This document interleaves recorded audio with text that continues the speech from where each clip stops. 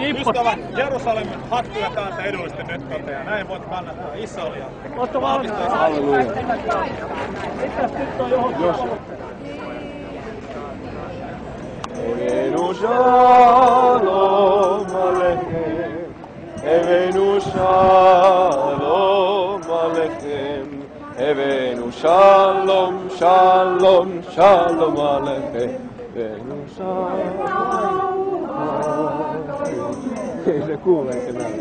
Rauhaa. Kato Järkkärikortti on aina duunia. Se on toivomme me teille rauhaa, rauhaa, rauhaa toivomme! Amen.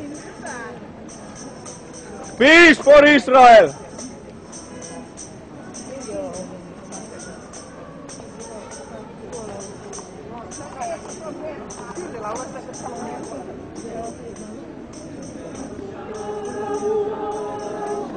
Halleluja. Rauha Jerusalemille Jeesuksen nimessä. Shalom alechem. Evenu shalom alechem. Evenu shalom, shalom, shalom alechem. Me teille rauhaa toivomme. Me teille rauhaa toivomme. Me teille rauhaa, rauhaa, rauhaa toivomme. Shalom, shalom, shalom.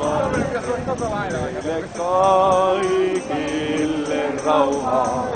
Me teille kaikille rauhaa.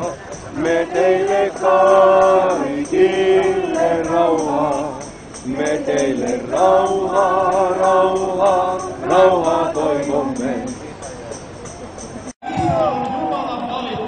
Amen! Halleluja! Amen! Olkoon Israel siunattu!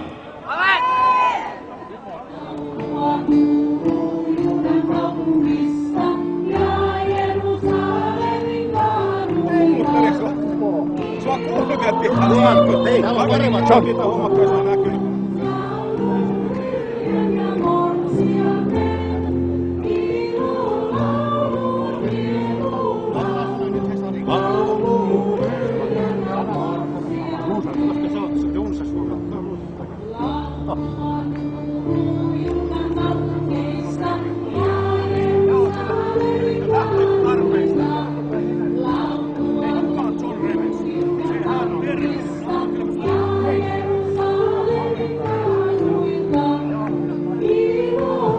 Ihan ensimmäiseksi haluan tervehtiä meidän arvoisa suurlähettilästä.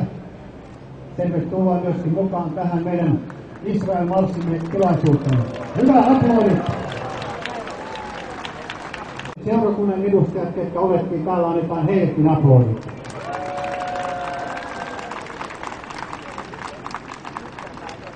Silloin me päätimme viikko sitten, että me kutsumme koolle marssin, tukimarssin, totuuden puolesta. Me kutsumme tukimarssin Israelin puolesta. Ja nyt monella tavalla ympäri maailman lehdistössä. Kuka hyvänsä ennakkoluuloton ihminen myöntää nähtyään Israelin armeijan kuvaamaa videota tapauksesta, etteivät Israelissa kommandot todellakaan tulleet laivaan, joka oli täynnä rauhanomaisia aktivisteja, joiden tarkoituksena oli tuoda kansalaisille rakkautta ja apua.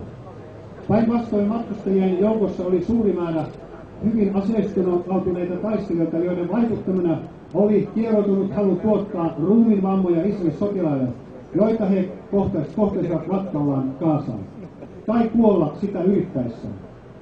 On käynyt ilmi, että monet näistä niin sanotuista aktivisteista olivat asiassa radikaaleja islamilaisia sihadisteja, siis tämän niin sanotun pyhän sodan taistelijoita, jotka olivat täysin valmiita uhraamaan henkensä tämän seikkailun vuoksi.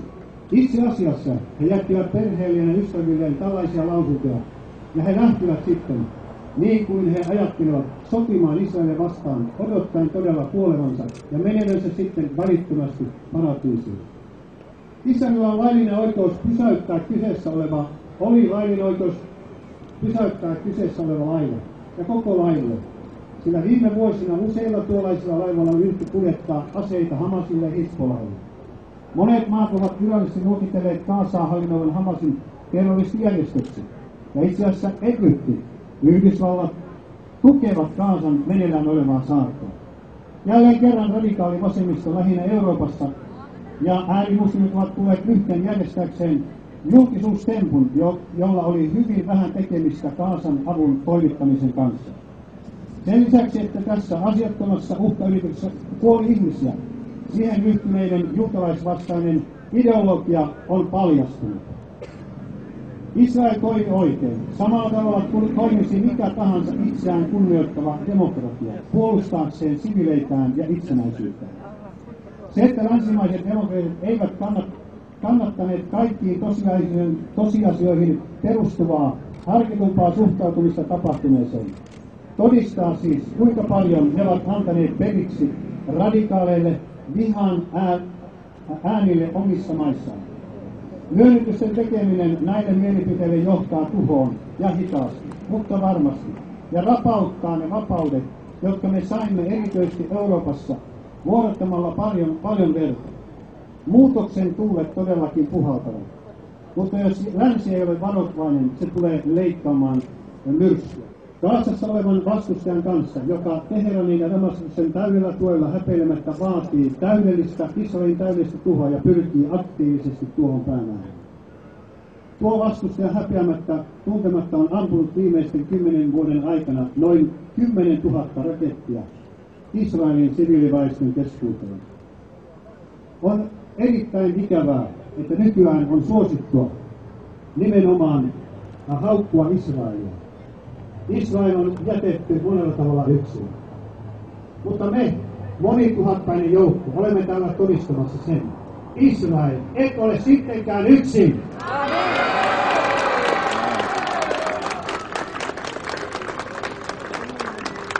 Löytyy tavallisia suomalaisia ihmisiä, jotka olette tulleet tänne, jotka haluavat tietää kuitenkin totuuden. Me olemme totuuden puolesta täällä, marssimassa. Olemme myöskin osoittamassa sen, että me emme vihaa ketään. Me haluamme todellista rauhaa. Me olemme todellisia rauhan aktivisteja.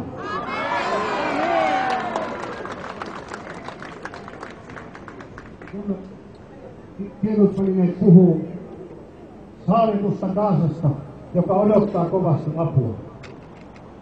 Joka päivä Israelin puolelta päivittäin keskimäärin 150 rekka-autoa vie apua ihmisille, jotka he siellä kyllä kipeästi tarvitsevat. Ja tätä meidän lehdistömme muun muassa täällä ei ole kertonut. Niin kuin monia muitakin tosiasioita, jotka tulee tulla ilmi ja jotka tulevat ilmi, sillä totuus voittaa.